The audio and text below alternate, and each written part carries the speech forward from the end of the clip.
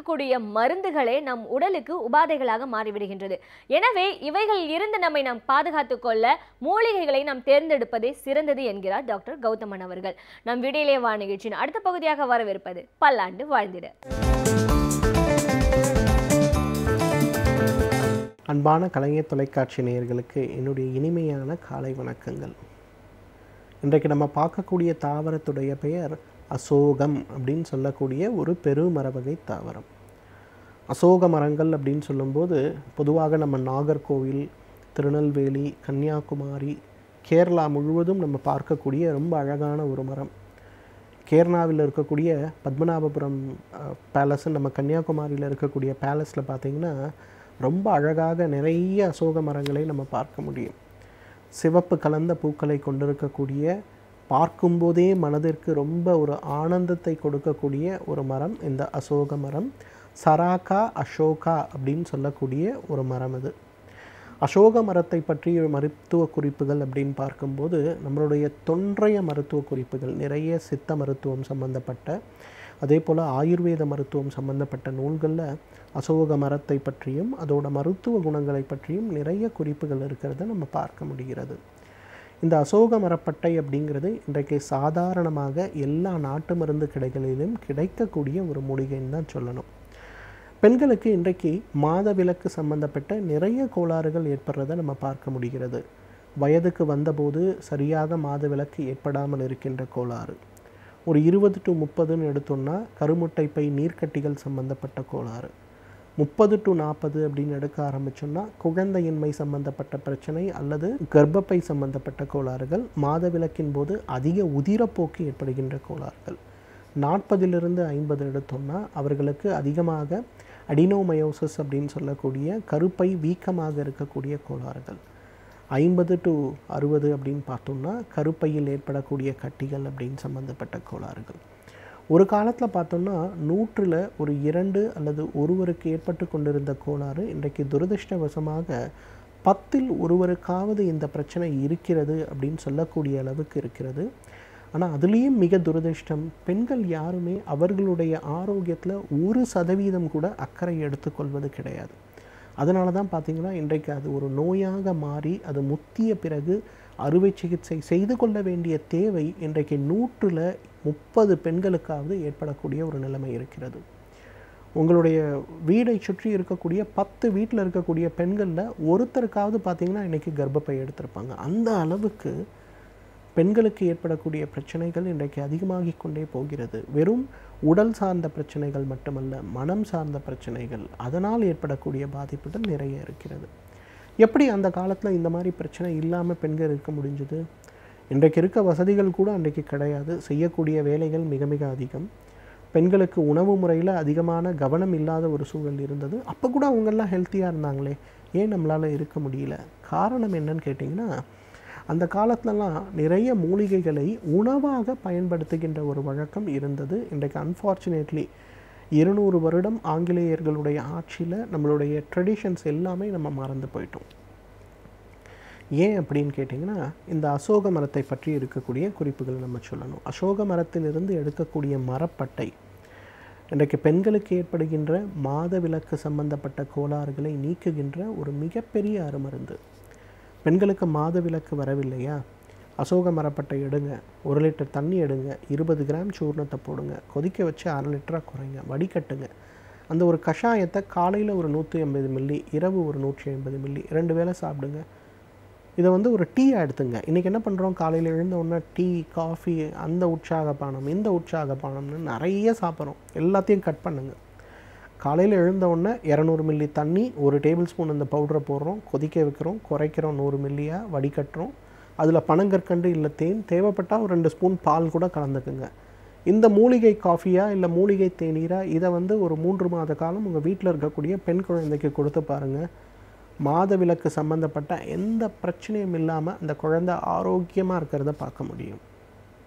பெண்களுடைய தோலுடைய வனவனப்பு அதிகமாகிறத பார்க்கலாம். முகத்தில் இருக்கக்கூடிய சுருக்கங்கள், கரும்புள்ளிகள் மறைந்து மாசு மறுவற்ற ஒரு தோல் வரதை பார்க்க முடியும். 30 to 40 கருமுட்டை பை நீர்க்கட்டிகள் இருக்குது, நான் ஹார்மோன் மாத்திரை சாப்பிட்டேன், உடற்பயிற்சி செய்கிறேன், சித்த மருந்து கூட சாப்பிட்டேன் சார், எனக்கு குணமே ஆகலைன்னு சொல்லக்கூடிய நிறைய பெண்கள் இருக்காங்க. எல்லா மருந்தையும் ஓரம் கட்டிடுங்கம்மா. வெறும் இந்த அசோக மரத்திலிருந்து எடுக்கக்கூடிய மரப்பட்டை 100 மில்லி பால் எடுங்க, 200 மில்லி தண்ணீர் எடுங்க, 10 கிராம் இந்த மரப்பட்டையை போடுங்க, நல்லா கொதிக்க வைங்க, 100 மில்லியாக குறைங்க, வடிகட்டுங்க. அதிலிருந்து கிடைக்கக்கூடிய அந்த ஒரு பாலை வந்து காலையில் ஒரு முறை, ராத்திரி ஒரு முறை, 2 வேளை சாப்பிடுங்க. சாப்பிட்றதுக்கு முன்னாடி இல்லை சாப்பிட்டு 1 மணி நேரம் கழிச்சு. வேலைக்கு போகக்கூடிய பெண்களுக்கெல்லாம் அருமையான ஒரு மருந்து இது. 30 to 40 சார் எனக்கு பீரியட்ஸ் வந்தாலே 10 நாள் எனக்கு தீட்டு இருந்துகிட்டே இருக்குது, என்னால் வந்து வேலையே செய்ய முடியல. நிறைய ஆசிரியர்கள் எங்கிட்ட சொல்லக்கூடிய ஒரு கம்ப்ளைண்ட்டு. நிறைய வந்து ஹார்ட் ஒர்க் செய்யக்கூடிய போலீஸ் ஆஃபீஸர்ஸ், நிறைய பெண் காவலருக்கெல்லாம் ஏற்படக்கூடிய ஒரு பிரச்சனை. எப்படி சார் நான் குறைக்கிறது எனக்கு தெரியல. சிம்பிள். அதே மாதிரி பால் எடுங்க, 1 கிளாஸு, 2 கிளாஸ் தண்ணி, 2 டேபிள் ஸ்பூன் அசோக மரப்பட்டையை போடுங்க, கொதிக்க வைங்க, பால் அளவுக்கு சுண்ட வைங்க, வடிகட்டுங்க. காலையில் ஒரு முறை, ராத்திரி ஒரு முறை, தேவைப்பட்டால் ஒரு தேக்கரண்டி தேன், பனங்கற்கண்டு போடுங்க, சாப்பிடுங்க, ஃபாலோ பண்ணுங்கள். கம்ப்ளீட்டாக அந்த பிரச்சனை இல்லாமல் அந்த மாதவிலக்குங்கிறது ஒரு பிரச்சனையான விஷயமாக பார்க்காமல் குணமாகிறத பார்க்கலாம். கருமுட்டை கட்டிகள் ஏற்பட்டுருச்சு சார், நான் என்ன பண்ணுறது? இதே அசோக மரப்பட்டையை கஷாயமாக சாப்பிடுங்க.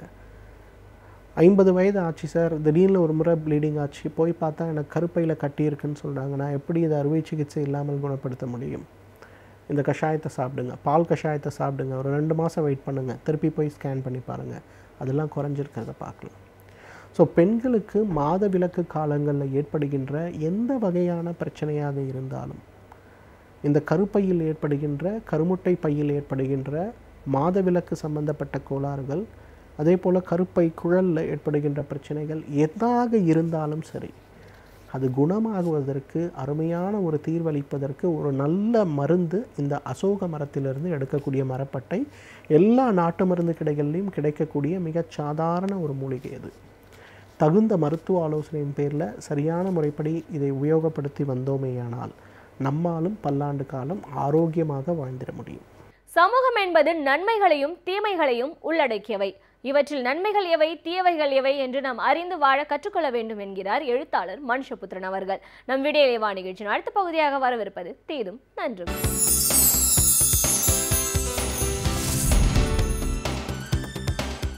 வணக்கம் நண்பர்களே, இன்னும் ஒரு இனிய காலை பொழுதில் தீதும் நன்றும் நிகழ்ச்சியில் உங்களை சந்திப்பதில் மிக்க மகிழ்ச்சி அடைகிறேன்.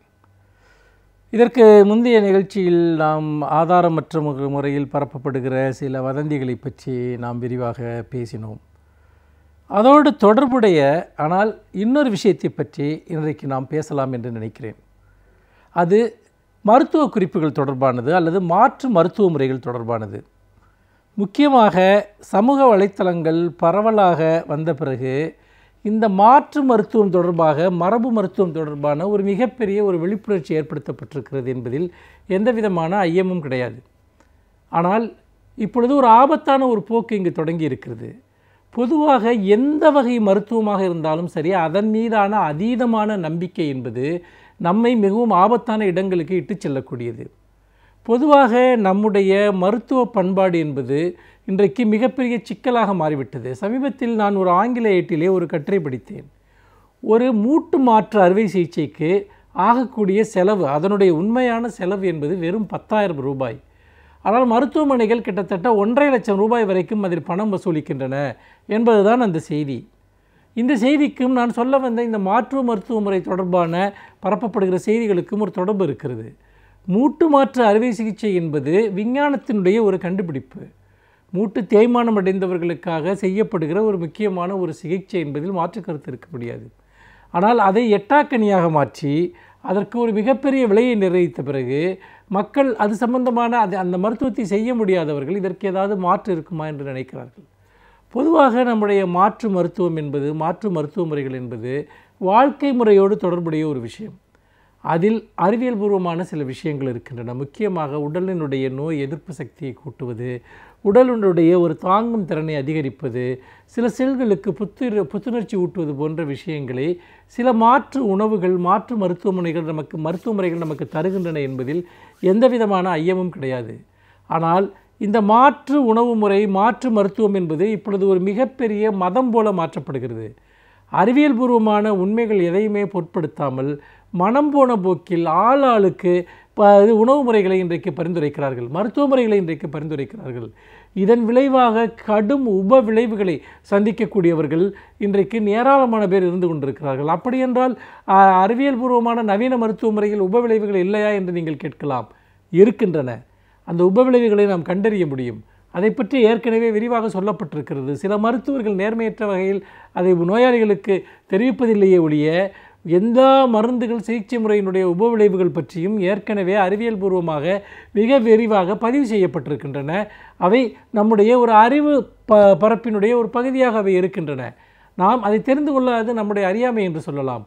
ஆனால் மாற்று மருத்துவம், மாற்று உணவு முறை என்கிற பெயரில் ஏராளமான அபத்தமான கருத்துக்கள். நான் எல்லாவற்றையும் சொல்லவில்லை. நிச்சயமாக மாற்று மருத்துவம் என்பது சில முக்கியமான துறைகளில் மிகப்பெரிய அளவிற்கு பங்களிக்கிறது. அது ஆயுர்வேதமாக இருக்கலாம், சித்தாவாக இருக்கலாம், அல்லது யுனானி போன்ற மருத்துவ முறைகளாக இருக்கலாம், அக்குபஞ்சராக இருக்கலாம். அதே போல் மாற்று உணவு பழக்க வழக்கங்கள், டயட் என்பதிலும் கூட சில எடை குறைப்பு போன்ற விஷயங்களுக்காக சில உணவு முறைகள் பரிந்துரைக்கப்படுகின்றன. ஆனால் இது எல்லாமே அது பற்றிய ஆராய்ச்சி பூர்வமான அறிவு கொண்டவர்களால் செய்யப்படுகிறதா, மனிதர்களுடைய உடலியல் கூறு தொடர்பான விஷயங்களை அறிந்தவர்களால் செய்யப்படுகிறதா என்பது மிக முக்கியமான கேள்வி. இப்பொழுது நிறைய பேர் ஏதாவது ஒரு வாட்ஸ்அப்பில் ஒரு உணவு முறையை பற்றிய ஒரு செய்திகள் வந்தால் அதை பின்பற்ற ஆரம்பித்து விடுகிறார்கள். ஒரு மாற்று சிகிச்சை முறையை பற்றி ஒரு செய்தி வந்தால் உடனே எந்த கேள்வியும் இல்லாமல் மக்கள் பின்பற்ற ஆரம்பித்து விடுகிறார்கள். நவீன மருத்துவம் அவர்களுக்கு ஏற்படுத்தி இருக்கக்கூடிய அச்சம் அல்லது அதில் இருக்கக்கூடிய ஒரு பணம் சார்ந்த ஒரு விஷயங்களின் காரணமாக மக்கள் அறிவியல் பூர்வமற்ற சில மருத்துவ முறைகளை கண்மூடித்தனமாக ஏற்கிறார்கள். இது உண்மையிலேயே பலருக்கு மிகப்பெரிய விளைவுகளை ஏற்படுத்தி இருக்கிறது, சில மோசமான பக்க விளைவுகளை ஏற்படுத்தி இருக்கிறது.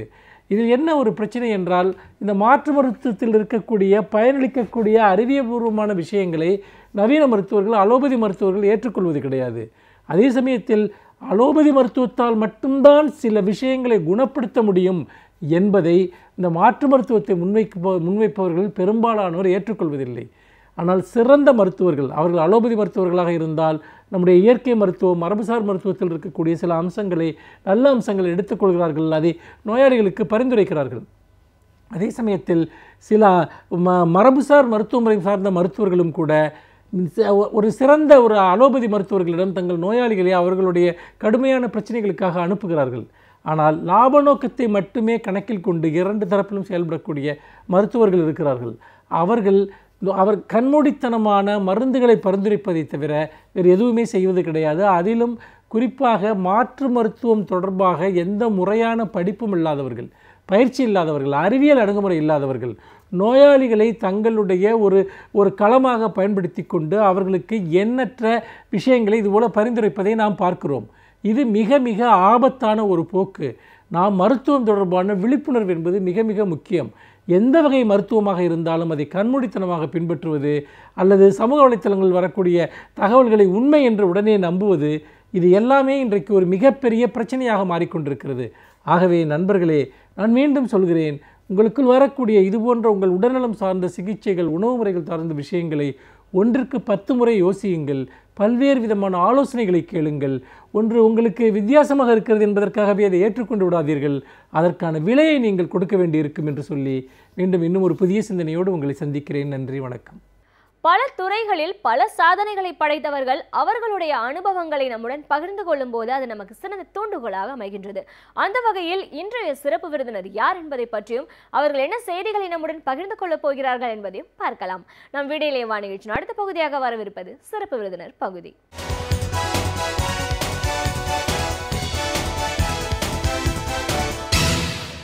வணக்கம் நேயர்களே, விடியலே வா நிகழ்ச்சியின் சிறப்பு விருந்தினருக்கான நேரம் இது. இன்றைய சிறப்பு விருந்தினர் பொது மருத்துவர் டாக்டர் முத்துக்குமார். ஒரு பொது மருத்துவரா இன்னைக்கு இருக்கிற மருத்துவ உலகம் எப்படி இருக்கு, ஒரு மனிதனுக்கு நோய் அப்படிங்கிறது எப்படி வருது, ஒரு இயல்பான வாழ்க்கை முறை, சரியான வாழ்க்கை முறையை கடைபிடிக்க வேண்டிய அவசியம் என்ன இப்படின்னு பல விஷயங்களை, கருத்துக்களை நம்ம டாக்டர் கிட்ட கேட்டு தெரிஞ்சுக்கலாம். வணக்கம் டாக்டர். வணக்கம்மா. நீங்கள் ஒரு பொது மருத்துவர், அதையும் தாண்டி அக்குபஞ்சர் மருத்துவர்னு சொல்லணும். இன்னைக்கு வரைக்கும் அக்குபஞ்சர் சிகிச்சை மூலமாக நிறைய பிரச்சனைகளுக்கு நீங்கள் தீர்வு கண்டிருக்கீங்க. நிறைய பேர் வந்து அதனால பலன் அடைஞ்சிருக்காங்கன்னு சொல்லலாம். ஒரு 40 ஆண்டு கால இந்த மருத்துவ பயணத்தில் நீங்கள் இன்னைக்கு சொல்ல வர விஷயம் என்னன்னா, பெரிய மருத்துவம் மூலமாக நம்ம வந்து சாதிக்கக்கூடியது எதுவுமே இல்லை. நம்மளுடைய வாழ்க்கை முறையை சரியான முறையில் வச்சுக்கிட்டோம்னா, இன்டர்னல் சிஸ்டம் வந்து சரியான முறையில் இயங்க வச்சாலே நோய்கள் வர்றதுக்கான வாய்ப்புகள் குறைவு அப்படின்னு சொல்லிட்டு இருக்கீங்க.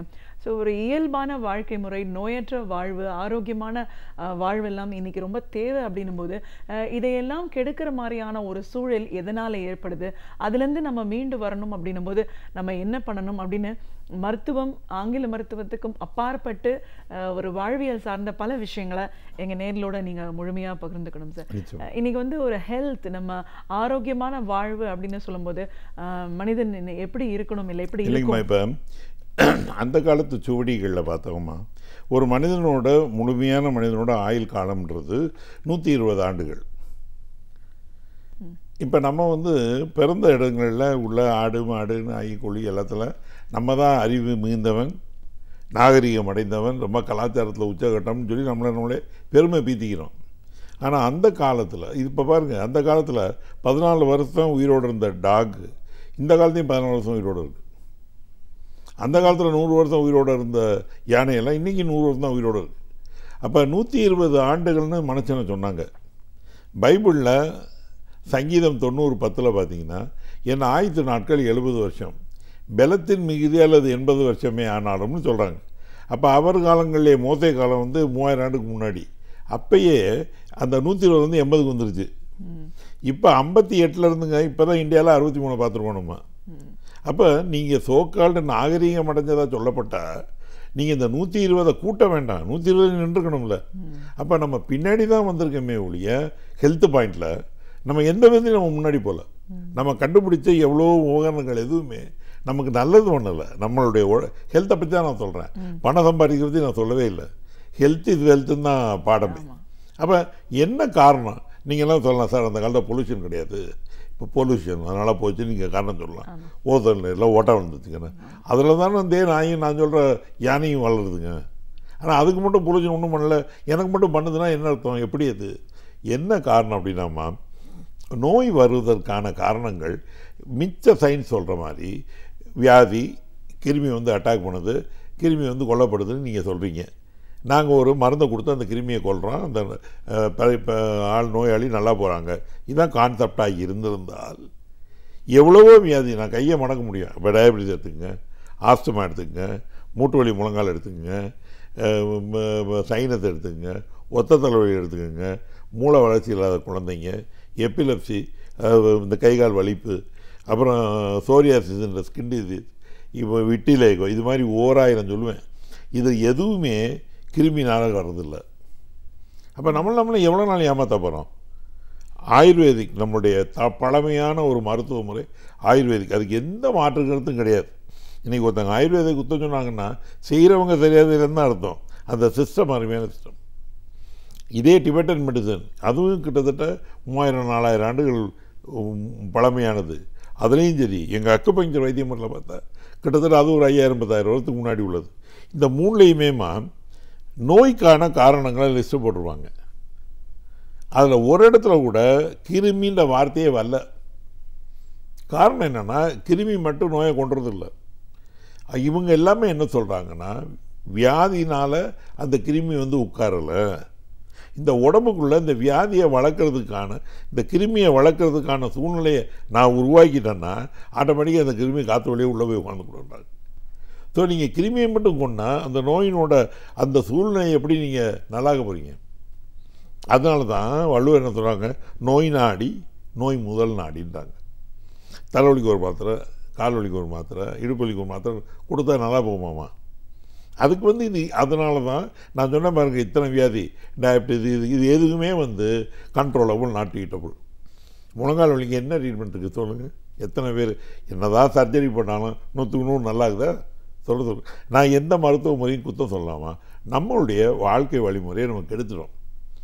எங்களோட சயின்ஸு, குறிப்பாக அக்குபஞ்சரோ ஆயுர்வேதிக் எல்லாம் என்ன சொல்லுதுன்னா, ஒரு மனிதனுடைய இதில் உடம்பு வியாதிப்பட்டால் வியாதி வரும், இது ஒன்று. நம்ம 2 உடம்புக்கு மேலே நம்ம உடம்புக்குள்ளே எமோஷன்ஸ்னு ஒன்று இருக்குது. இந்த இமோஷன் பாதிக்கப்பட்டாலும் வியாதி வரும்.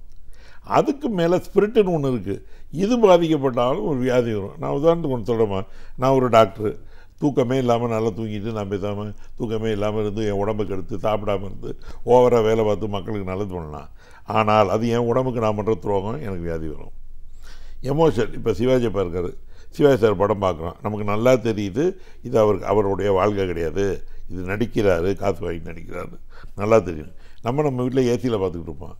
ஆனால் ஒரு சோகமான சீன் வந்தால் உங்களுக்கு எனக்கு இந்த இடத்துல தொண்டை கரும்பு அப்படின்னு தொண்டையை போட்டு அடைக்குதில்ல, கிருமியே இல்லாமல் அந்த சளி எப்படி தொண்டையில் வந்துச்சு. இதுதான் எமோஷனோட இம்பேக்ட்டு உடம்புல, புரியுதுங்கம்மா.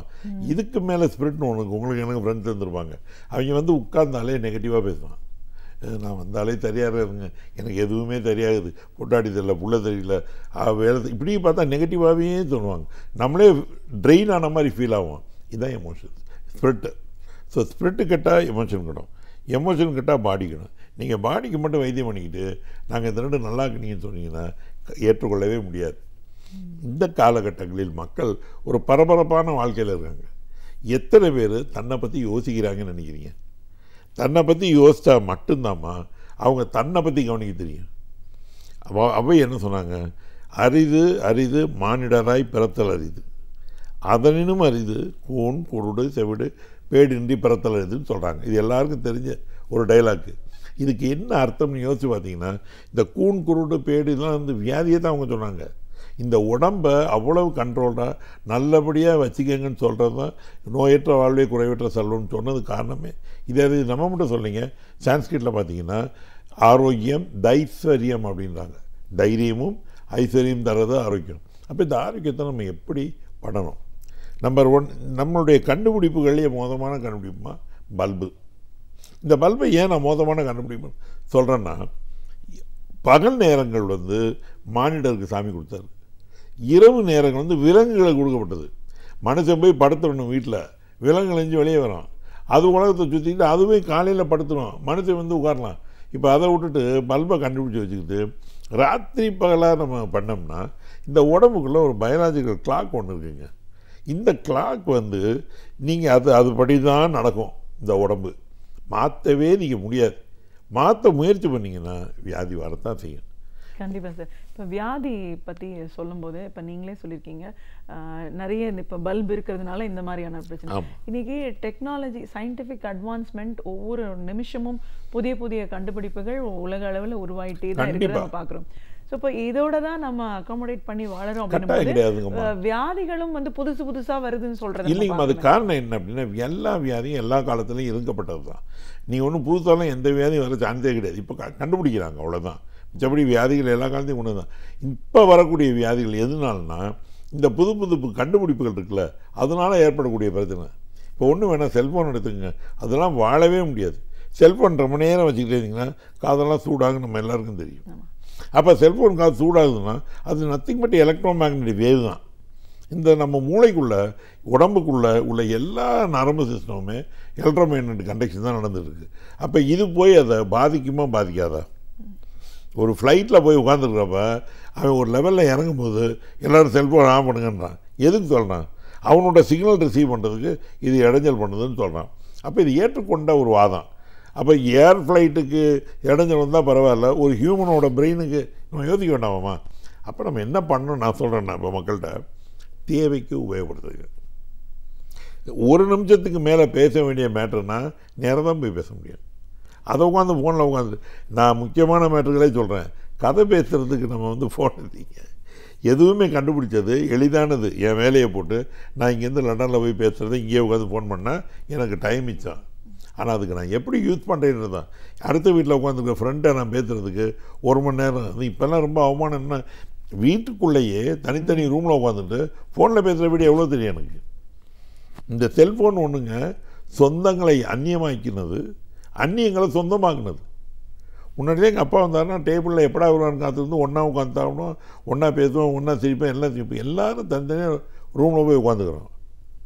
செல்ஃபோன் எடுத்தாங்கன்னா அவன் ஃப்ரெண்ட்ஸில் தான் பேசுவான்.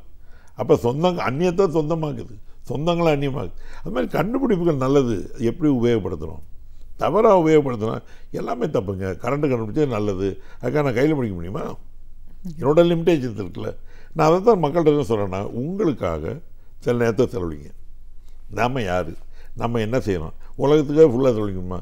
நமக்காக சில நேரம் செலவழிக்கணும். அந்த செலவழிக்கிறதுல தெளிவாக நம்ம ஒரு மூன்றாவது மனிதனாக நின்று குறை நிறை நம்ம உடம்புல என்ன இருக்குது ஏற்றுக்கொள்ளணும். ரொம்ப பேருங்க டைலாக், எனக்கு அழுத்தினாலும் கரை வயசு, எனக்கு ஒன்றும் ஆகாது, இது அவங்களாவே நினச்சிக்கிறாங்க. யாருக்கு எந்த நாளும் வியாதி வரலாம். ஏமா இறப்புன்னு ஒன்று இருக்க வைக்க வியாதி இருக்குதாம்மா செய்யும். அந்த வியாதியை வரவிடாமல் பண்ணுறது இறப்பை டிலே பண்ணலாம். நம்ம ஏன் இன்வைட் பண்ணி அதை வர வைக்கணும்? அதுதான் எங்களுடைய ஆதங்கம். இன்னொன்று, அளவுக்கு அதிகமான வைத்திய முறைகள் வரும்போது எல்லாமே கரெக்டு நான் சொல்ல முடியாது. இதுதான் பெஸ்ட்டுன்னு கிடையாது. ஆனால் என்ன பொறுத்த மட்டுக்கும் இன்டர்னலாக மெடிசனே இல்லாத இப்போ அக்குபஞ்சர் எடுத்துக்கங்க, டயபெட்டிஸ் எடுத்துக்கங்க. டயபெட்டிஸ் ஏன் வருது? இன்சுலின் தேவையான அளவு உடம்புக்குள்ளே வரல, பேங்க்ரியாஸ் அந்த வேலையை பார்க்கல. இன்னொன்று, மசில் எல்லாம் உடம்புல உள்ளது, அந்த தேவையான அளவு இன்சுலின் ரத்தத்தில் எடுக்க மாட்டேங்குது. இப்படி 2 காரியம். இது வரைக்கும் ஒரு மாத்திரையாவது பேங்க்ரியாஸ் கண்டுபிடிச்சிருக்காங்களா? ஒரு மாத்திரையாவது இந்த சதையை நல்லா கண்டுபிடிச்சிருக்காங்களா? ஒன்றும் கிடையாது. அப்போ நீங்கள் எவ்வளோ நாள் மாத்திரை சாப்பிடுங்க? விருந்தும் மருந்தும் 3 நாள் தான், 4வது நாளே பண்ணக்கூடாதுன்றான். ஏன்னா நல்லது மாதிரி கெடுக்கும். அலோபதியில் சொல்கிறாங்க, there are certain disease which cannot be cured, can be treated. இல்லைங்கம்மா, அது அலோபதிக்கு தான் நியாயம். இப்போ நீங்கள் அவங்க அடுத்ததை கமெண்ட் பண்ண முடியாதுல்ல. அவங்க சிஸ்டம், இப்போ நான் வேதிக்கிற அலோபதி, எனக்கு என்னோட இது நியாயம் தெரியும். ஆனால் நான் அக்குபஞ்சர் படிச்சுக்கிறதுல 30 ஆண்டுகளாக அக்குபஞ்சர் ப்ராக்டிஸ் பண்ணேன். நான் சிங்கப்பூரில் இருந்தேன், சைனாவில் இருந்தேன். இப்போ எனக்கு அதன் மூலமாக அலோபதி மருத்துவத்தின் அறிவை வச்சு நான் அக்குபஞ்சர் விளையாடும் போது பார்த்தீங்கன்னா, இப்போ டயபெட்டிஸ் நான் குணமாக்குறோமே. ஒரு 2000 பேர் இன்றைக்கி மருந்து மாத்திரை இல்லாமல் நார்மல் சாப்பாடு சாப்பிட்ருக்காங்களே எங்கள் வைத்திய முறையில். ஏன்னா பேங்க்ரியாஸுக்கும் தனி புள்ளி இருக்குது, இன்சுலின் செக்ரேட் பண்ண தனி புள்ளி இருக்குது. இதை தூண்டினா இது எனக்கு சரியாக வந்துடும். பட் அக்குபஞ்சரை இந்த மொட்டாதாத்தா குட்டையில் வந்தாருன்னு அரை உரைக்காரங்க படிக்கிறாங்க பாருங்கள், அவங்கெல்லாம் பேஷண்ட் வந்தவுடனே மாத்திரை நிப்பாட்டுங்க, இனிமேல் மாத்திரை சாப்பிட, அது முட்டாள்தனம், அடி முட்டாள்தனம். தயவு செஞ்சு எந்த நேரமும் அதை ஃபாலோ பண்ணாதீங்க. ஒரு நாள் மாத்திரை சாப்பிடாட்டாலும் பேங்க்ரியாஸ் கூடிடும், பேங்க்ரியாஸோட வேலை குறைஞ்சிடும், இன்சுலின் குறைஞ்சிடும், பிளட் சுகர் கூடிடும். இப்போ ஒரு டாக்டர் மூஞ்சை பார்த்து என்னவா நடக்கும்? நான் வைத்தியம் பண்ண வேண்டாமா? உங்களுடைய உடம்புல உள்ள பேங்க்ரியாஸை வளர்க்கணும், அதுக்கு கொஞ்சம் டைம் ஆகும். அது இன்சுலின் வரணும், அது கொஞ்சம் டைம் ஆகும். அந்த ப்ரீதிங் டைம் அதை எடுத்துக்கணும்ல. எங்கள் வைத்திய முறையெல்லாம் பார்த்தீங்கன்னா 21 நாள் நான் வைத்தியம் பண்ணி முடிச்சுட்டு அதுக்கப்புறம் தான் டெஸ்ட் பண்ண தோணுவேன். அதில் எஃபெக்ட் தெரியும். அதை பார்த்துட்டு எஃபெக்ட் இருக்கான்னு பார்த்ததுக்கு அப்புறம் தான் சாப்பிட்ற மாத்திரை அரை மாத்திரை எடுப்போம். அப்புறம் டெய்லி வைத்தியம் 16 நாள் இன்னும் அரை மாத்திரை, ஒரு மாதத்துக்கு ஒரு மாத்திரை எடுத்துக்கிட்டே இருப்போம் அக்குபஞ்சர் வைத்திய முறையில். ஒரு ஸ்டேஜில் வைத்தியமே இல்லாமல் ஆயிடலாம். இப்போ ஆர்த்ரைட்டிஸ்னு எடுத்துங்க. ஆர்த்ரைட்டிஸ் கைவலி கால்வலி 1000 reason rheumatic, rheumatoid arthritis, osteoarthritis இப்படி நாங்கள் சொல்கிறோம். மறுக்கலை. என்ன காரணம்? ஒன்றுக்கு என்ன காரணம்? இப்போ ரொமாட்டிக் ஆர்த்ரைட்டிஸில் பார்த்திங்கன்னா இன்னைக்கு இங்கே வலிக்கும், நாளைக்கு இங்கே வலிக்கும், நாளாவது இங்கே வலிக்கும். ஒரு கெட்டு போய் செவந்து சக்கச்சவேர்னு இருக்கிற ஒரு வியாதி ஒரே ராத்திரியில் மூடி இன்னொரு இடத்துக்கு எப்படி வரும்? வேதிக்கு அந்த கேள்வி இருக்குல்ல. இன்றைக்கி வரைக்கும் அலோபதியில் அதுக்கு பதில் தெரியாது. அலோபதியில் அது குத்தமாக சொல்லலை. எங்கள் அக்குபஞ்சர் படிக்கும்போது நம்ம என்ன சொல்கிறான்னா, இது ஈவில் ஹார்ட் வீண்டுன்னு சொல்கிறான். வாய்வுன்னு ஒன்றே நாங்கள் ஒத்துக்கிறது இல்லை அலோபதியில். பட் வாய்வு இருக்குது, டெஃபரெண்ட்டாக இருக்குது. எல்லா சயின்ஸும் ஒத்துக்குது. ஆயுர்வேதிக் ஒத்துக்குது, டிபெட்டின் ஒத்துக்கிறாங்க, நாங்கள் அக்குபஞ்சர் ஒத்துக்கிறோம்.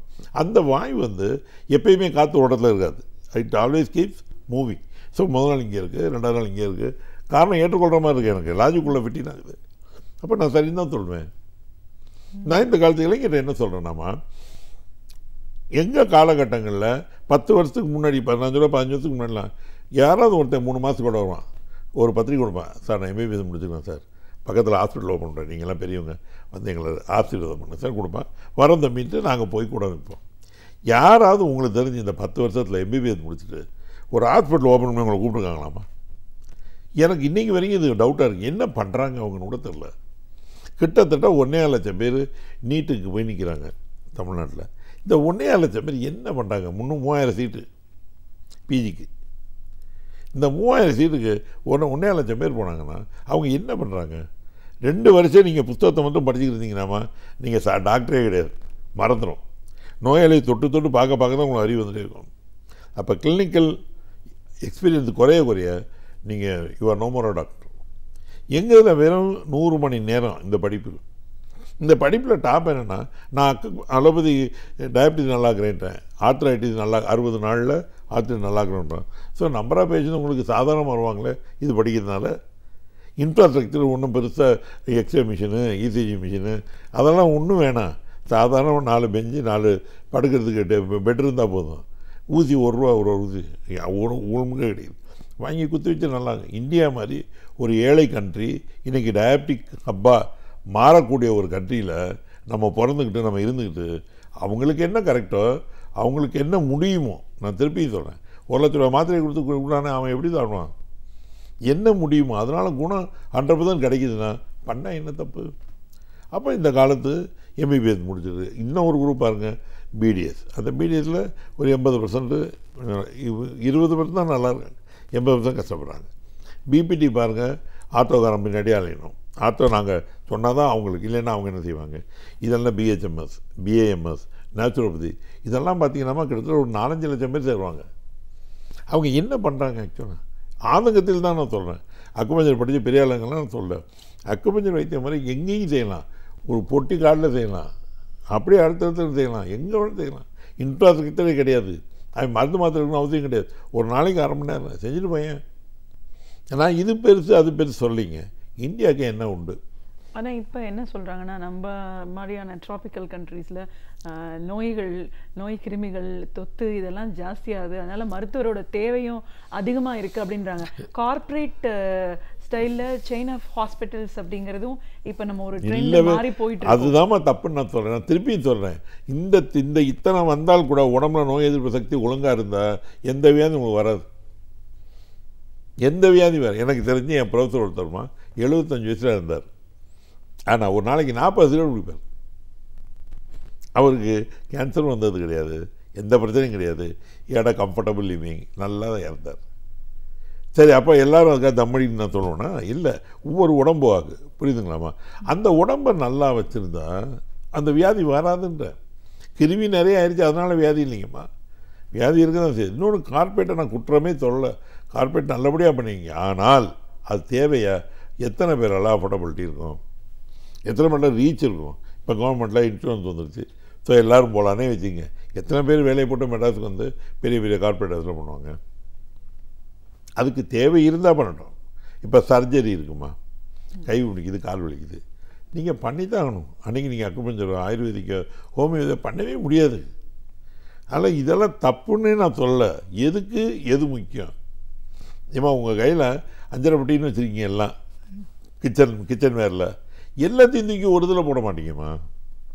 ஒரு கூட்டு வைங்கன்னா இதுக்கு என்ன தேவை, அதை தவிர ஏதாவது உங்கள்கிட்ட இருக்குன்னு போடுவீங்களா? போட மாட்டீங்கல்ல. அது தேவைக்கு தான் போடுவீங்க, அள்ளியும் போட்டுற மாட்டீங்க. கொஞ்சம் கையில் நிறையா இருக்குன்றதுக்காக உப்பு குறைஞ்சி சீப்பாக கிடைக்குது மொத்தமாக போடுறோம் இல்லையே. அதுதானே வியாதிக்கு நான் சொல்கிறேன். எது தேவைன்னு பாருங்கள், எந்த சிஸ்டம் நல்லாக்குதுன்னு பாருங்கள். என்றைக்கு செத்தவனை பிழைக்க வைக்குது அப்போ தான் ஒரு சிஸ்டம் முழுமை. அது வரைக்கும் எல்லா சிஸ்டம் அறுபது தான் என்ன பொறுத்த மட்டும். அது ஆயுர்வேதிக்கோ ஹோமியோபதிக்கோ பற்றி கவலையே இல்லை. செத்தவனை பிழைக்க வைக்குமா? வைக்காது. அப்போ அறுபது தான் அது. சரி, எந்த வியாதி எதில் அடிபடுது? இப்போ நான் என்ன சொல்கிறேன், நான் கொஞ்சம் நேரத்துக்கு முன்னாடி ஒரு லிஸ்ட்டு சொல்கிறேன் பாருங்கள். டயபிட்டிஸ், ஆர்த்ரைட்டிஸ் இதெல்லாம் அலோபதியில் மிச்ச சயின்ஸில் முழுமையான குணம் கிடைக்கல, அக்குபஞ்சரில் கிடைக்குது. இது நான் மக்கள்கிட்ட சொல்ல என்ன தப்பு இருக்குது? We are not again something. ஒரு பெட்ரு விஷயம் கிடைக்குதுன்னா மக்கள்கிட்ட சொல்கிறோம், சாரி இது பெட்ரு, இந்த இது பண்ணிக்கங்க. பட் யார் பண்ணுறான்றது தான் முக்கியம். இது குவாலிஃபைடாக உள்ள அக்குபஞ்சரிஸ்ட் இருக்காங்களா, அவங்கள்ட்ட போய் பண்ணுங்கள். அக்குபஞ்சர் பண்ணுறாங்க டாக்டர் சொல்லிட்டாட்டு யார்ட்டையும் போய் பண்ணிட்டா பிறகு வியாதி நல்லா வராது. எல்லாராலையும் நல்லா சமைக்க முடியாதுமா. சமைக்க முடிஞ்சவங்கள்ட்ட தான் சாப்பாடு சமையல் கொடுப்பாங்க. அதே தான் இந்த வைத்திய முறை. நீங்கள் நம்ம நல்ல உடம்பை சாமி கொடுத்துட்டு நமக்குள்ளேயே எதிர்ப்பு சக்தி கொடுத்துட்டு, ஒரே ஒரு உதாரணம் சொல்கிறாங்க, சிரிப்பிங்க நீங்கள். நான் சைனாவில் ஒர்க் பண்ணிகிட்டு இருக்கேன். சைனாவில் இந்த பல்ஸ் நாடி பார்க்குறதுக்கு ஒன்று உண்டு எங்கள் அக்குபஞ்சரில். இந்த நாடி பார்க்குறது வந்து சூரிய உதயத்துக்கு முன்னாடி பார்க்கணும். சூரிய உதயம் ஆயிடுச்சுனாலே மாறிடும். ஸோ எங்கள் ஆளுங்க 4 மணிக்கு எங்களுக்கு டியூட்டி போடுவாங்க. பேஷண்ட்ஸ் எல்லாத்தையும் நான் வந்து அப்படி தொட்டு பார்த்து 4 மணிக்கு நான் ரெக்கார்டு இது எழுதணும். இது ஒரு நாள் அன்றைக்கி பேஷண்ட்ஸ் கம்மி, போனால் 5 மணிக்கு தான் வேலை முடிஞ்சிருச்சு. 5 மணிக்கு என்ன பண்ணுவீங்க நீங்கள்? திருப்பி 9 மணிக்கு தான் ஓபி. அப்போ அந்த கூட அந்த லே டாக்டர் சொன்னாங்க, டாக்டர் முத்து நீங்கள் சும்மா தான் இருக்கீங்க, உங்களை நீங்கள் ஒரு இன்ட்ரெஸ்டிங்கான இடத்துக்கு கூட்டு போகிறேன் வாங்கன்னு. நான் என்ன 5 மணிக்கு எந்த இன்ட்ரெஸ்டிக்கார் கூட போனோமா, நம்ம மவுண்ட் ரோடு மாதிரி சென்னை அண்ணா சாலையில் அவ்வளோ பெரிய ரோடில் இந்த பக்கம் பேரிகேட் போட்டு அடைச்சாங்க, அந்த பக்கம் பேரிகேட் போட்டு அடைச்சாங்க. ஒரு குறைஞ்சது 5000 பேருங்க, ஆணு பொண்ணு சின்னது வயசானது கிழமை எல்லாம் நின்றுட்டு இந்த டைச்சின்னு படத்தில் பார்த்துருப்பீங்க, கையை காலம் அப்படி ஆட்டுவாங்க தெரியுமா, அழகாக பண்ணி நிற்கிறான் காலையில் 5 மணிக்கு. அந்த டாக்டர் என்ன கேட்டாங்க, டாக்டர் பார்த்து உங்கள் ஊரில் நீங்கள் என்ன எக்ஸசைஸ்லாம் பண்ணுவீங்க? நான் சொன்னேன் இல்லைங்க எக்ஸசைஸ்லாம் பண்ண மாட்டேன். அவனுக்கு புரியவே இல்லை, எக்ஸசைஸ் பண்ணாமல் வாழ முடியும்னு கூட தெரியாது. நம்ம அந்த காலத்தில் நம்ம எக்ஸசைஸுன்னு நமக்கு டைம் இல்லை, ஆனால் நடந்தோம், எங்கே போனாலும் நடந்தோம். லேடிஸ் குனிஞ்சு நிமிந்து வேலை பார்த்தாங்க, நெல் குத்துனாங்க, எல்லாமே செஞ்சாங்க. அந்த ஆர் கம்ஃபர்டபுள். ஒரு லேடி எங்கள் பாட்டி வந்து, எங்கள் அப்பா பார்த்த பாட்டி வந்து 17 குழந்தைங்க, ஒரே தாத்தா ஒரே பாட்டி, 17 குழந்தைங்க பெற்று கரெக்டாக 90 வயதில் இருந்தது. அவ்வளோ பாசிபிள். இந்த காலத்தில் 2க்கு மேலே தாங்க மாட்டேங்கிறாங்களாங்கம்மா, கண்ணு முன்னாடி பார்க்குறோமே. டென்ஷன் கிடையாது. நீங்கள்லாம்மா இன்குவாலிட்டிஸ், நாங்கள்லாம் யாங்குன்ற ஒரு குவாலிட்டி, அது நல்லா புரிஞ்சுங்க. எல்லார் வீட்லேயும் உள்ள ஒரு இதை நான் ஜோக்கா கூட சொல்வேன். ஹஸ்பண்ட் வந்து ஒரு நூலோ ஊசியோ சாவியோ பேனாவோ கண்டுபிடிக்க தெரியாது. நீங்கள் நல்லா கொஞ்சம் பார்த்துருங்க, ஏய் எங்கடி வச்ச அப்படின்னு கத்திக்கிட்டு இருப்பாங்க. அவங்க சமையல் உணர்ந்து என்னங்க உங்களோட பெரிய கஷ்டம்னு நேரம் வந்து டம்முன்னு எடுத்து கொடுத்து போவாங்க. பார்த்தீங்களா, நாங்கள் அவ்வளோ நேரம் தேடி இருப்போம், கண்டிப்பாக எங்கள் கண்ணில் தெரியாது. லேடிஸ் வந்தவுடனே பார்த்துருவாங்க. அது காரணம் என்னம்மா, எப்படி சொல்லலாம் பாருங்க, இது அந்த காலத்தில் குகையில் தான் நீங்கள்லாம் நம்மெல்லாம் வாழ்ந்தோம். இவன் வெளியில் ஃபைட்டுக்கு இது அனிமல் ஹண்டிங்க்கு இவன் கிளம்பிடுவான், மிருகத்தை கொள்றதுக்கு.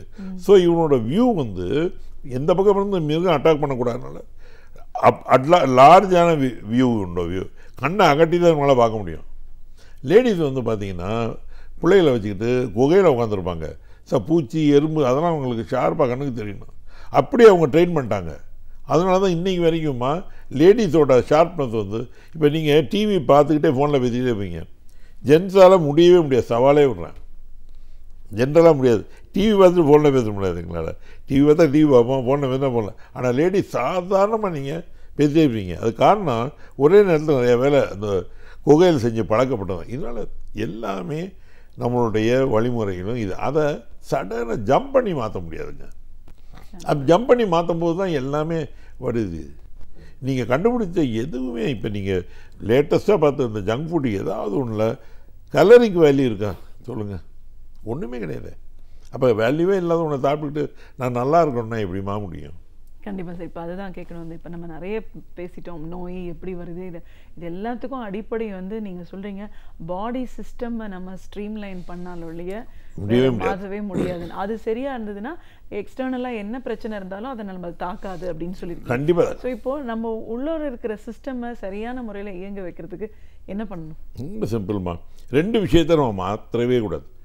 பிறந்த எல்லாருக்கும் ஆண் சின்ன பிள்ளைலேருந்து கிளம்ப வரைக்கும் உள்ள மேட்ரை சொல்கிறேன். எனக்கு 62 வயசு ஆயிடுச்சு. இது வரைக்கும் நான் கனவு கூட கண்டது கிடையாது. நான் எங்கள் ஊர் விருதுநகர் இருந்து நான் மெட்ராஸுக்கு வருவேன், விஜய் ஹாஸ்பிட்டல் ஒர்க் பண்ணுவேன், நான் சிங்கப்பூர் போவேன், நான் சைனாவில் போய் ஒர்க் பண்ணுவேன். சைனா கவர்மெண்ட் என்னை வந்து போன வருஷம் வந்து ரிசீவ் பண்ணி பெரிய ஹானர்லாம் பண்ணாங்க. இதெல்லாம் நான் தூக்கத்தில் கூட பிளான் பண்ணதும் கிடையாது, நினச்சதும் கிடையாது. சாமி நடத்துது, போயிட்டே இருக்கும். இப்போ எதுவுமே நம்ம கையில் இல்லைட்டாங்க. நீங்கள் 2 காரியத்தை மட்டும் பண்ணாதீங்க.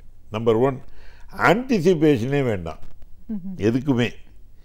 ஒய்ஃபே இருக்கட்டுங்க, அவங்க வாழ்ந்தது வளர்ந்தது எல்லாம் வேறு. நான் தாலின்னு ஒன்று போட்டவொடனே ஒரே மாதிரி யோசிக்கணும்னா எப்படிங்க முடியும்? பையன் இருக்கான், அவன் நமக்கு பிறந்தது, அவனோட உலகம் வேறு.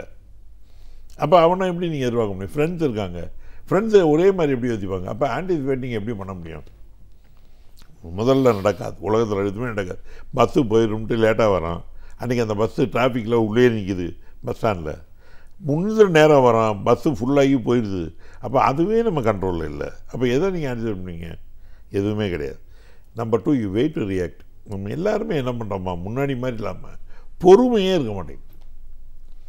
உடனே பவுன்ஸ் ஆகணும், உடனே வெயிட் பண்ணணும், அப்புறம் சொன்னோன்னா அதை கட்டிக்கிட்டு தொங்குறோம். அப்போ இந்த 2லேயுமே உங்களோட இன்னர் கிளாக்கு கெட்டு போயிருங்க. ஒன்றை ஏமாற்றம், ஒன்றை எரிச்சல். இந்த எரிச்சலும் ஏமாற்றமும் டோட்டலாக அவங்க பாடியை கெடுத்துடும். எரிச்சலும் ஏமாற்றம் உள்ளவங்க பாருங்கள், அவங்க வாயிலேருந்து நல்ல வார்த்தையே வராது, தள்ளு தான் வரும். இது அப்படியே பாதிக்குமா? அளவுக்கு அதிகமாக கோவப்பட்டீங்களா, உங்களுடைய லிவர் ஆர்கன் கெட்டு போகும். எழுதி வச்சுங்க. ஓவராக சிரிக்கிறீங்களா, சிரிக்கிறத கூட நான் தப்பு சொல்லுவேன், ஹார்ட்டு கண்டிப்பாக பாதிக்கப்படும். எல்லாமே சயின்ஸ், இது எல்லாமே சயின்ஸ் தான். முத்துக்குமார் சொல்கிற விஷயமே கிடையாது. நம்ம ரொம்ப ரொம்ப யோசனை வந்து இதெல்லாம் செய்யணுன்ற வெறி உள்ளவன் இருக்குது பார்த்தீங்கன்னா, ஒரி அது செய்யக்கூடியது தான் ஒரி. அது உள்ளவனுக்கு பாருங்கள் பசியே எடுக்காது. எத்தனை பேர் நம்ம எக்ஸாம் போயிருக்கோம், எக்ஸாம் பண்ணிங்க அம்மா காட்டுக்கிறதுக்கு கற்றுவேன் இல்லை சாப்பிட்டு தொலைன்னு பார்த்தா பசிக்குது நம்ம யாருக்குமே. எப்படி எங்கே போகுது அது? ரொம்ப அழுகிறாங்க இந்த இதெல்லாம் பாருங்கள். அவங்க எல்லாத்துக்கும் சுத்தமாக பார்த்தீங்கன்னா கொஞ்ச நாளில் இது நம்ம லங் கெட்டு போயிடும், மூச்சு விட மயக்க முடிக்க வந்துடுவாங்க. எல்லா வீட்டில் பாருங்கள் அழுது முடித்தோடனே பார்த்தா மயக்க முடிக்க வந்துடுவாங்க. எல்லாத்தையும் போயிடும், அது லங் மெயின்டைன் கிடும். ஓவராக ஒரு பையனை அரட்டி பாருங்கள் 1 பாத்ரூம் போயிடுவான், கிட்னி மெயின்டைன் கெட்டு போயிடும். இப்படி எல்லாமே ஒவ்வொரு உறுப்புகள் சார்ந்தது தான் நம்முடைய எமோஷன்ஸ். ஸோ எமோஷனை அவுட் பஸ் பண்ணுறதுல அர்த்தம் இல்லை. எதுக்கு உள்ளவனும் நம்மளை மாதிரி ஆளுன்னு நினைக்கணும். இப்போ எந்த பொறுமை யாருக்குமா இருக்குது? பொறுமை இல்லாத ஒரு இடங்களில் எல்லாமே அவன் அவசரத்தில் இருக்கும்போது அவனே தன்னைத்தானே கொள்கிறான். இதை தான் நான் உங்கள்கிட்ட தெளிவாக சொல்கிறேன். அது வேண்டாம் நமக்கு. கொஞ்சம் நேரமாக உட்காருங்க, உங்களை பற்றி நினைங்க. முதல்ல நீங்கள் வீட்டம்மா பற்றி நினைக்கிறது அப்புறம் வச்சுங்க, உங்களை பற்றி நினைங்க. நம்ம யார், எப்படி சாமி வச்சுருக்கு, மிச்சங்களோட கம்பேர் பண்ணும்போது நம்ம யார், அதை நம்ம நினைக்கணும். நம்ம அப்படி நினச்சோம்னா முதல்ல ஒரு திருப்தி வரணும். அந்த திருப்தி இருக்கவனுக்கு வியாதி வராது. திருப்தி இல்லாதவங்க தான் வியாதி வரும். ஆசை வேறு, எதிர்பார்ப்பு வேறம்மா, கிடைக்கிறது வேறு. எதிர்பார்க்காதது கிடைச்சா அதிர்ஷ்டசாலி, கிடைச்சதை சந்தோஷப்படுறவன் அறிவாளி. அறிவாளியாக இருக்க தான் முடியும். அதிர்ஷ்டசாலின்றது எப்போயோ ஒருத்தர் நடக்கிறது தானே. அப்போ ஹெல்த் பாயிண்டில் நீங்கள் எத்தனை தடவை உங்கள் உடம்புக்கு எடுத்துக்கிட்டு நீங்கள் என்ன பண்ணாலும் முடித்து வெளியே வரும்போதுமா கை நிறையா பணம் இருக்கும். சார் நீங்கள் டயபிட்டிஸ் இருக்குது, சுகர் சாப்பிடாதீங்க, உங்களுக்கு பிபி இருக்குது, நான்வெஜ் சாப்பிடாதீங்கன்னு சொன்னால் இந்த பணத்தை வச்சு நீங்கள் என்ன பண்ணுவீங்க? ஒன்றுமே பண்ண முடியாதுங்க. நம்ம லைஃபே கெட்டு போயிடும். கண்டிப்பாக டாக்டர், ஒரு பொது மருத்துவராக, அக்குபஞ்சர் மருத்துவராக, அந்த மருத்துவத்துறையில் ஒரு 40 ஆண்டு கால பயணம் அப்படின்னு நம்ம பார்க்கும்போது வெளியிலேருந்து எதையோ ஒன்றத்தை நம்ம பண்ண முடியாது. நம்ம இன்டர்னலாக நம்மளை சரியான முறையில் நம்ம கொண்டு போகிறதுக்கு எமோஷன்ஸ் எவ்வளோ ஒரு முக்கியமான ஃபேக்டர். அது சரியாக கையாள வேண்டிய அவசியம் என்ன, அது சரியான முறையில் கையாண்டாலே மருத்துவம் அப்படிங்கிறது நம்மளுக்கு தேவையில்லாத ஒன்று. மருத்துவம் அப்படின்னு பார்க்கும்போது தேவைக்கு தகுந்த மாதிரி அந்த நோய் நாடி, நோய் முதல் நாடின்னு சொல்கிற மாதிரி அதை தெரிஞ்சுக்கிட்டு நம்ம மருத்துவம் பண்ண வேண்டிய அவசியம் என்ன இருக்கு? எல்லாருக்கும் எல்லாத்தையும் பண்ண வேண்டிய தேவையும் இல்லை. இதெல்லாம் நம்ம பார்க்கும்போது நம்மள ஆரோக்கியமா வச்சுக்கிறது அடிப்படையில நம்ம கையில இருக்கு அப்படின்னு உங்களோட அனுபவங்கள் சார்ந்து பல விஷயத்தையும், மருத்துவம் சார்ந்த பல விஷயத்தையும் எங்களோட நீங்க முழுமையா பகிர்ந்துட்டதுக்கு நன்றி. வாய்ப்பு கொடுத்ததுக்கு மிகவும் நன்றிம்மா. தேங்க்யூ. நாளுக்கு நாள் சமூகத்தில் நிகழும் பல தகவல்களை நம்முடன் பகிர்ந்து கொள்ளும் பேராசிரியர் சுபவீர பாண்டியன் அவர்கள் இன்று என்ன தகவலை நம் முன் வைக்கப் போகிறார் என்பதை பார்க்கலாம். நம் வீடியோலே வா நிகழ்ச்சியின் அடுத்த பகுதியாக வரவிருப்பது ஒன்றே சொல் நன்றே சொல்.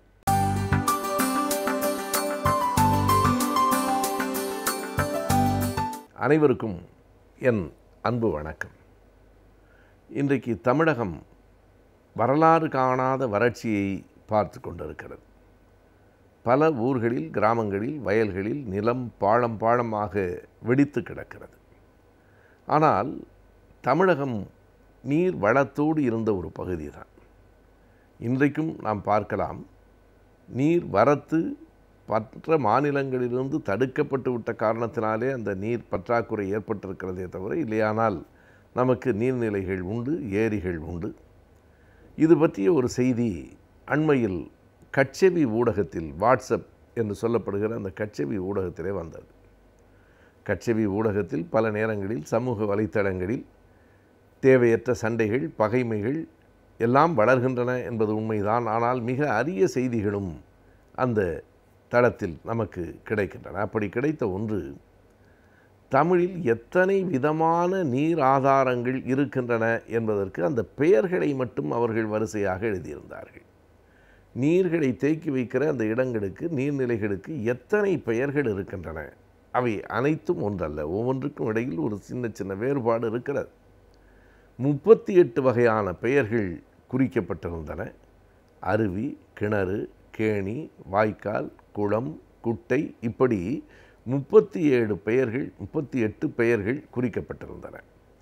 இந்த 38 நீர்நிலைகளுக்கும் என்ன வேறுபாடு என்கிற சின்ன சின்ன குறிப்புகளும் இணைக்கப்பட்டிருந்தன. எனக்கு அதனை அனுப்பிய நண்பர்கள், தமிழ் படித்திருக்கிற உங்களுக்கு இது தெரியாமல் இருக்காது என்றார்கள். எனக்கு உண்மையாக அவ்வளவு விவரமாக அது எனக்கு தெரியாது. இத்தனை நுட்பமான அந்த செய்திகள் உள்ளே இருக்கின்றன. கிணறிலேயே 4 வகை கிணறுகள்: ஆழி கிணறு, தொடு கிணறு, உறை கிணறு, காணங்கிணறு என்று 4 விதமான கிணறுகள்.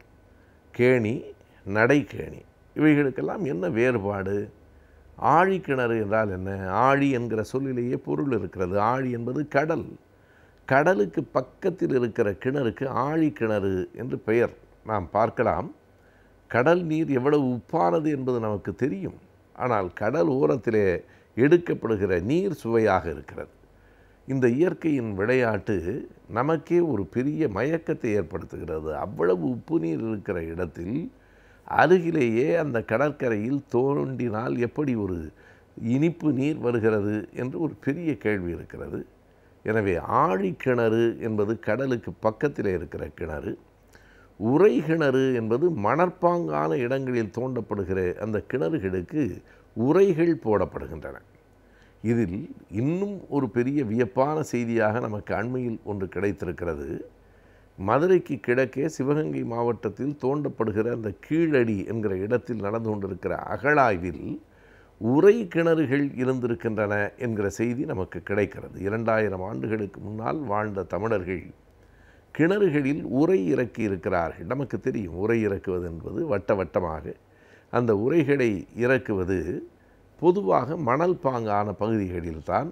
அது 2000 வருடங்களுக்கு முன்பே அந்த நாகரிகம், அந்த அறிவியல் பார்வை தமிழர்களுக்கு இருந்திருக்கிறது என்பது ஒரு புதிய செய்தி.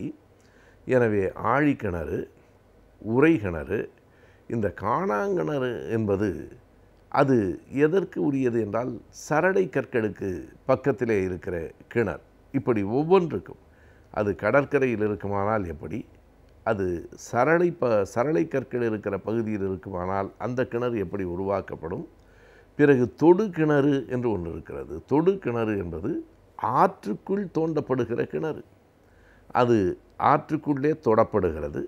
எல்லா நேரங்களிலும் அந்த கிணறு அல்ல, ஆறு வற்றி போகிற நேரங்களிலும் கூட அந்த கிணற்றில் தண்ணீர் இருக்கும். அதற்கு தொடு கிணறு என்று பெயர். கேணி என்றால் வீட்டில் இருப்பது தான் கேணி. அதையே நடைக்கேணி என்று சொன்னால் நாம் பார்த்திருக்கிறோம்.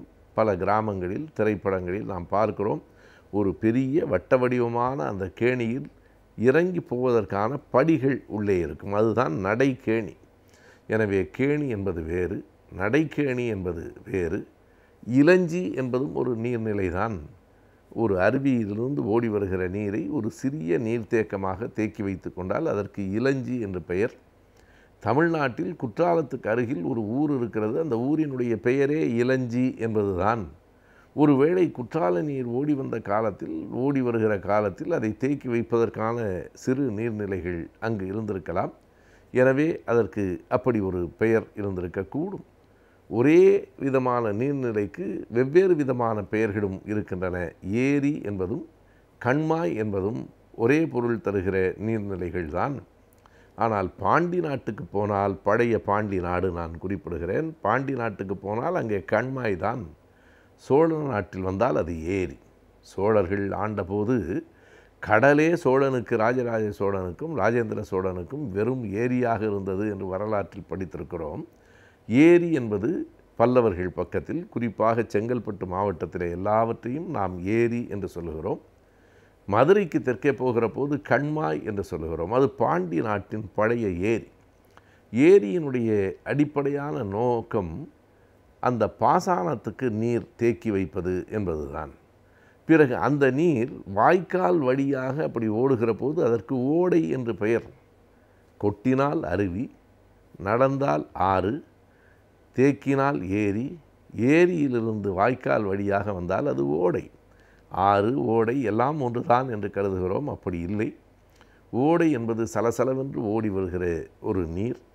அது மிகப்பெரிய ஆறு போல வராது. ஆனால் ஆற்றினுடைய ஒரு கிளையாகத்தான் அது வருகிறது. தேக்கத்திலிருந்து வெளிவருகிறது. இப்படி 38 வகையான ஏரிகளை, நீர்நிலைகளை பற்றி அந்த குறிப்பு சொல்லுகிறது. நாம் பேச்சு வழக்கில் குளம், குட்டை என்று சொல்லுகிறோம். அது என்ன குளம், அது என்ன குட்டை? மாடு குளிப்பாட்டுவதற்கு பயன்படுத்தப்படுகிற ஒரு சிறிய நீர்நிலையை குட்டை என்கிறோம். அதுவே பெரிதாக வருகிற போது குளமாகிறது. மாடு எல்லாம் குளிப்பாட்டுவதற்கு இல்லை, குடிநீருக்கு மட்டும் என்றால் அது ஊருணி என்று அழைக்கப்படுகிறது. ஊர் உண் நீர். இதனை வள்ளுவரே இந்த சொல்லை பயன்படுத்தி இருக்கிறார். ஊருணி என்கிற சொல்லை வள்ளுவர் பயன்படுத்தி இருக்கிறார். குட்டை என்றால் மாடு குளிப்பாட்டுகிற இடம், பெரிதாக இருந்தால் குளம், அந்த குளமே கோயிலை சார்ந்திருந்தால் திருக்குளம் அல்லது தெப்பக்குளம், அப்படி இல்லாமல் குடிநீருக்காக அந்த பகுதியில் வாழ்கிற மக்களின் குடிநீருக்காக பயன்படுமானால் அது ஊர் உணி. ஊர் உணி என்பதை நாம் இப்படி பிரிக்கலாம். ஊர் உண் நீர் என்பதுதான். எனவே இப்படி நீர்நிலைகளில் இத்தனை பெயர்கள், ஒவ்வொரு பெயருக்கும் வெவ்வேறு பொருள், எல்லாம் சேர்ந்து பல்வேறு விதமான நீர்நிலைகளை கொண்டு இலங்கியதாக தமிழ்நாடு இருந்திருக்கிறது என்கிற உண்மையை நமக்கு காட்டுகிறது. ஆனால் இன்றைக்கு தூர்வாரப்படாத குளங்கள், இன்றைக்கு அரசு செய்திருக்க வேண்டிய வேலையை இன்றைக்கு வேறு எதிர்க்கட்சிகள் செய்து கொண்டிருக்கிற காட்சியை நாம் பார்க்கிறோம். தூர்வாருகிற நிலை. எனவே குளங்களில் தூர்வார வேண்டும், ஏரிகளை மறுபடியும் கட்டமைக்க வேண்டும். ஏரிகளெல்லாம் மழையே இல்லாத ஒரு வறட்சியான பூமியில் கூட ஏரிகள் நீரை அந்த கோடை காலத்திலும் கூட கொடுத்திருக்கின்றன என்பதை படிக்கிறோம். தமிழகத்தில் இத்தனை விதமான நீர்நிலைகள் இருந்திருக்கின்றன என்கிற அந்த செய்தி அரியதாகவும் நாம் ஒவ்வொருவரும் அறிந்து கொள்ள வேண்டியதாகவும் இருக்கிறது. நாம் கற்ற கல்விக்கு ஏற்ற வேலை வாய்ப்புகளை அமைத்துக் கொள்வது என்பது மிகவும் கடினமான ஒன்று. எனவே எந்த கல்வி முறைக்கு ஏற்ற எந்த வேலை வாய்ப்புகள் கிடைக்கும் என்பதை பற்றியும், எந்த வேலை வாய்ப்புகளுக்கு ஏற்ற கல்வி முறைகளை நாம் கற்க வேண்டும் என்பதை பற்றியும் இன்றைய பகுதியில் பார்க்கலாம். நம் விடியலே வா நிகழ்ச்சியின் அடுத்த பகுதியாக வரவிருப்பது ஆலோசனை நேரம்.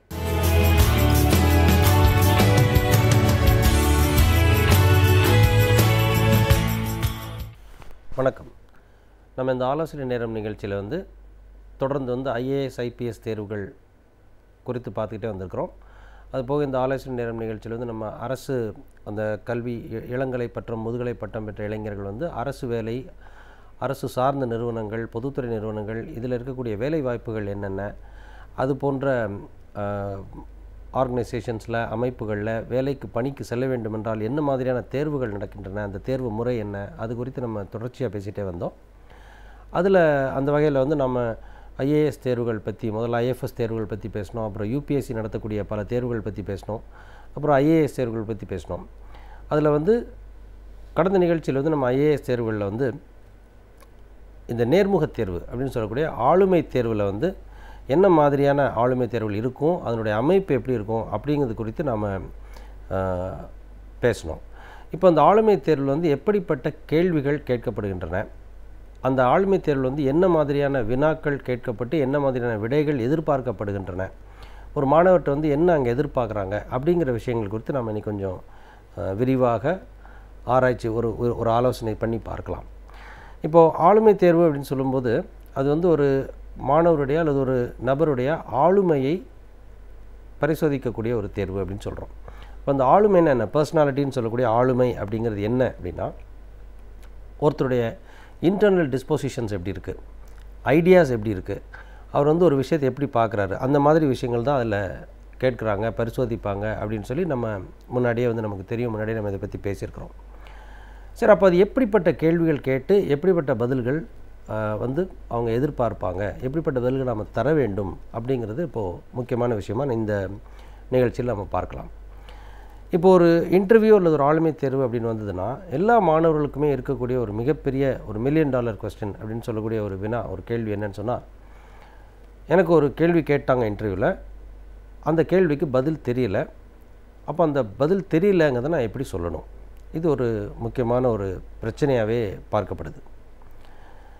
இரண்டாவது, ஒரு சில மாணவர்கள் என்ன கேட்பாங்க அப்படின்னா, ஒரு இன்டர்வியூ அப்படின்னு எடுத்துக்கிட்டோம்னா அதில் அந்த இன்டர்வியூ போர்டு கேட்கக்கூடிய அனைத்து கேள்விகளுக்கும் நான் விடையளிக்க வேண்டுமா, அப்படி அதில் 1-2 வினாக்களுக்கு விடை தெரியாமல் போகும் பட்சத்தில் நான் என்ன செய்வேன், இது இரண்டாவது மிகப்பெரிய கொஸ்டின். மூன்றாவதாக, ஒரு இன்டர்வியூ போர்டில் நிறைய கேள்வி கேட்குறாங்க. முதல்ல ஒரு 5-6 கேள்விகள் கேட்கப்படும் போது அந்த கேள்விக்கான விடையை நான் கொடுத்து விட்டேன். ஒரு விடையை நான் கொடுக்குற போது எனக்கு தன்னம்பிக்கை கூடுது. ஓகே, எனக்கு இது தெரியுது, நான் அதில் ப்ரிப்பேர் பண்ணியிருக்கிறேன், அப்போ எனக்கு அந்த தெரிஞ்ச விஷயங்கள் கேட்குறாங்க, நான் ஒரு நம்பிக்கையோடு பதிலளிக்கிறேன், எனக்கு பாசிட்டிவாக இன்டர்வியூ போர்டு மாறுது.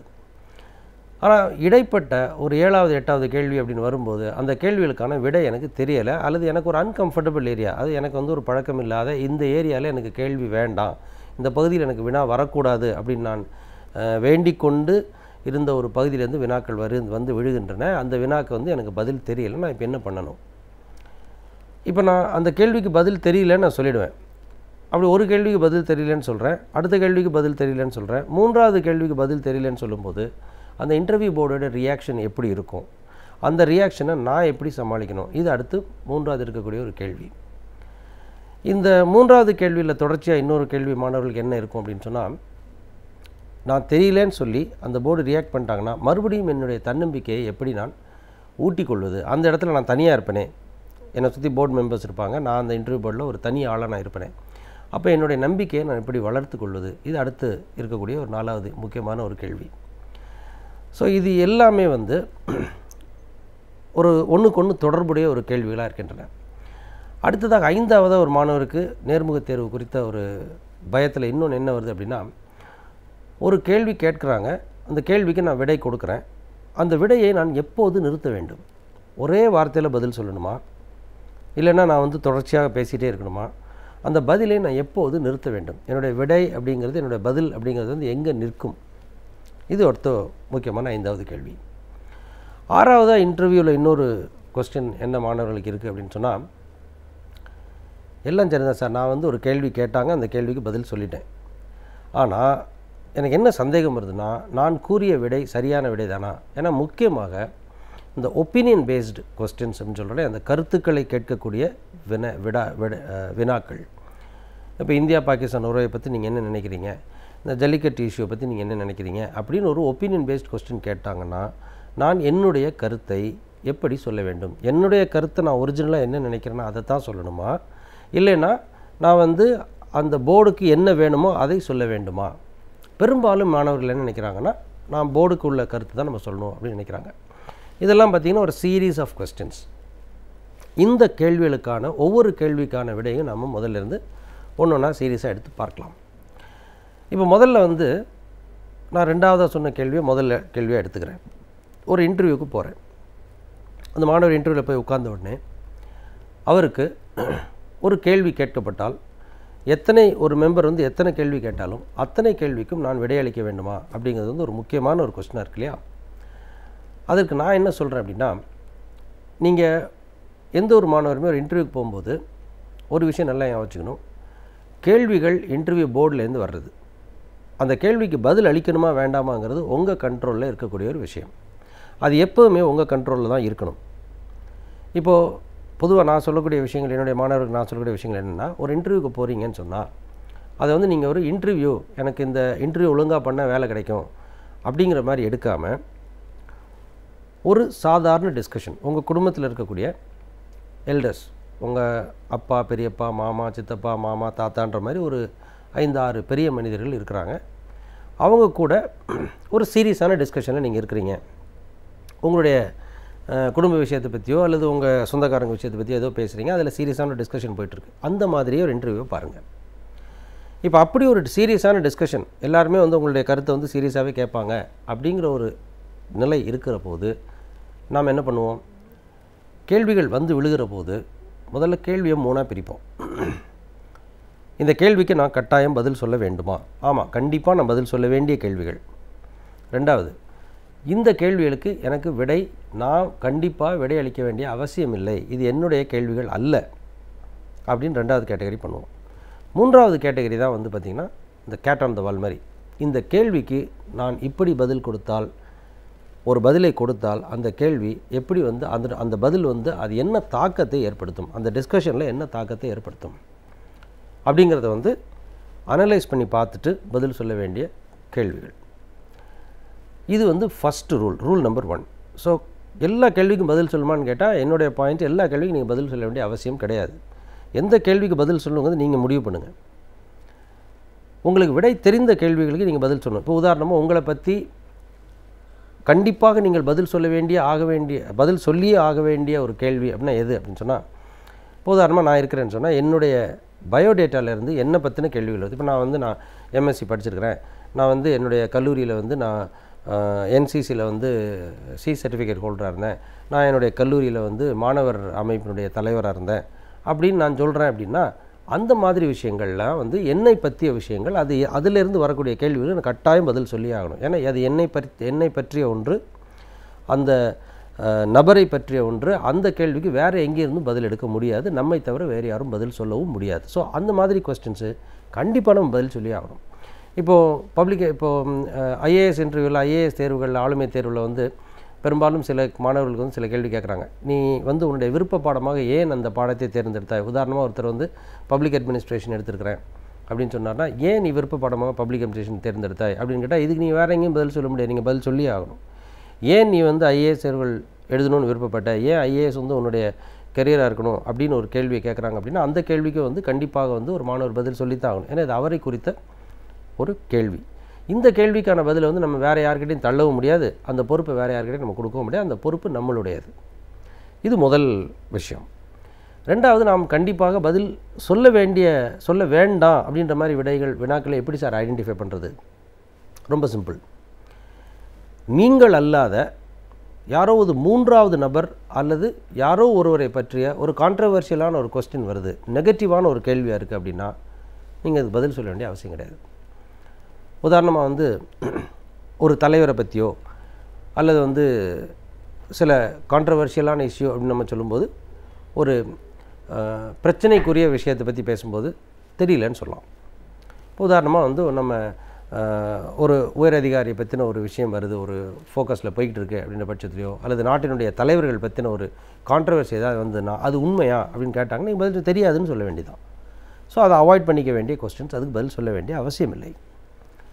மூன்றாவது விஷயங்கள் தான் வந்து, இந்த கேள்விக்கு நான் பதில் சொன்னால் இதற்கான ஃபாலோ அப் என்ன இருக்கும், இதனோட இம்பேக்ட் என்ன இருக்கும்.